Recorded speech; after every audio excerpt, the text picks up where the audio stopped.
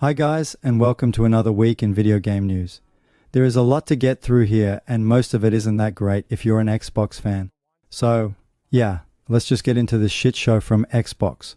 Microsoft has made significant changes to Bethesda and its development teams, resulting in job losses and the closure of multiple studios.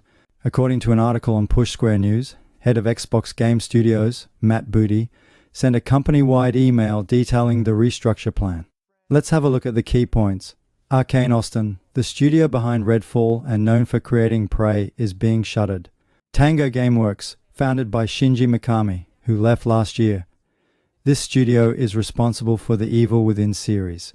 Ghostwire Tokyo and most recently Hi-Fi Rush, formerly an Xbox exclusive that recently came to PS5.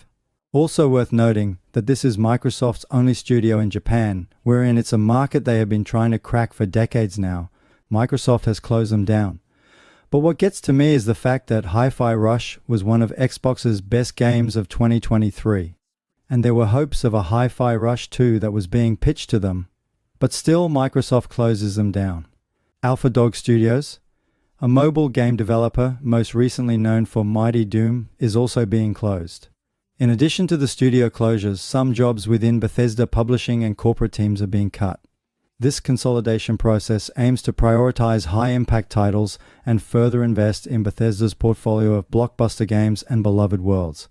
While the exact number of affected individuals isn't specified, Microsoft's approach is focused on streamlining operations under Bethesda. Matt Booty emphasizes that the remaining teams across Arcane Lion, Bethesda Game Studios, ID Software, Machine Games, ZeniMax Online Studios, and the Bethesda publishing and corporate teams will be well positioned to build new IP, explore game concepts, and expand existing franchises. It's unfortunate news for the industry, which has already seen numerous redundancies and studio closures in recent times.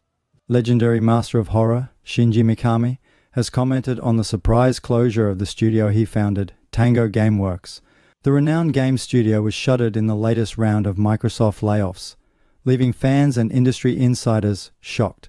Mikami, known as the creator of the Resident Evil series, spent many years at Capcom and co-founded Platinum Games before establishing Tango Gameworks. His vision was to train the next generation of creatives within the studio. On Twitter, Mikami expressed his feelings succinctly: "Tango closed. Sad." This brief but devastating comment reflects the emotional impact of the studio's closure. Founded in 2010, Tango Gameworks had ambitious plans, including Mikami directing the studio's first title, The Evil Within. Over the years, protégés like Hideki Kamiya, John Johannes, Shu Takumi, and Ikuma Nakamura contributed to titles such as The Evil Within 2, Ghostwire Tokyo, and the amazing Hi-Fi Rush. The goodwill around the Xbox brand has taken a hit, especially following layoffs that affected over 2,000 jobs across Bethesda, Activision Blizzard, and other first-party developers. Amidst this controversy, Xbox President Sarah Bond found herself in the spotlight. On May 6, a day before the studio closures were officially announced, Bond shared a tweet from Xbox senior social media manager Joshua Stein. The tweet read, "One team united in a passion for developers, community, and games. Xbox, Bethesda, Activision, Blizzard King." Bond added various heart emojis to her retweet. However, the timing couldn't have been worse, as the closures were imminent. The gaming community quickly questioned the sincerity of Microsoft's passion for developers when relatively small studios were being shut down. How could a trillion-dollar company prioritize profit margins over creative teams? Unsurprisingly, Bond later deleted her tweet, but the damage was done. Microsoft's messaging has also faced scrutiny due to an ill-timed blog post advertising the Fire Vapor Special Edition Xbox controller with the tagline "Feel the Burn." This unfortunate coincidence occurred just hours before the studio shutdowns were announced. Critics called it tone-deaf, and the blog post title was later amended to "Introducing the Fire Vapor Special Edition controller." These incidents highlight a disconnect between Microsoft's messaging and its audience. While they may seem like small moments, they reflect a larger issue.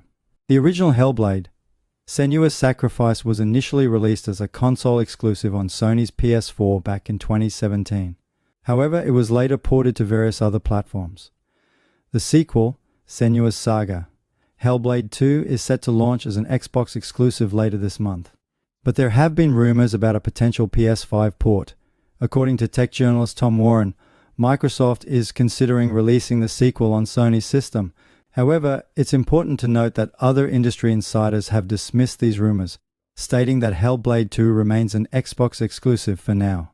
So, while there's speculation, nothing has been confirmed yet. As of now, Hellblade 2 is exclusive to Xbox Series X and PC. The latest leaked tech specs for the PS5 Pro paint an interesting picture of what the console might offer. Here are some key details.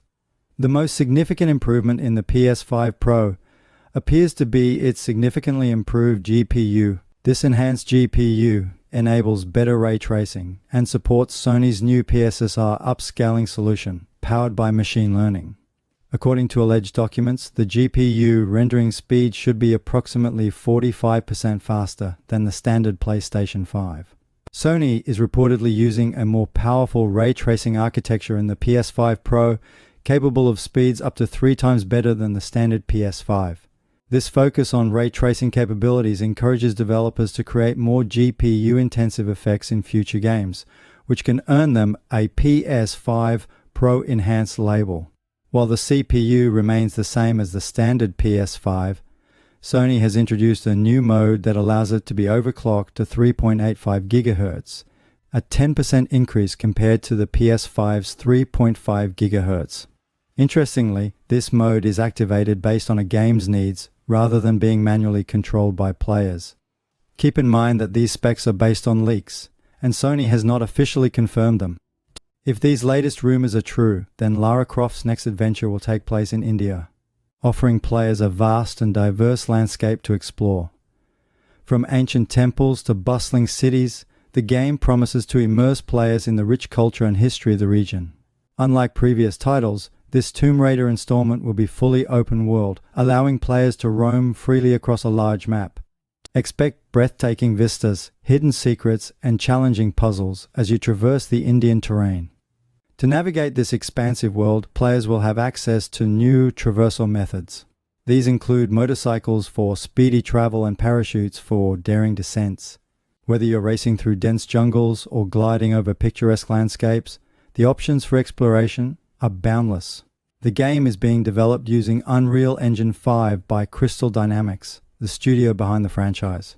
This powerful engine promises stunning visuals and seamless transitions between different areas of the open world.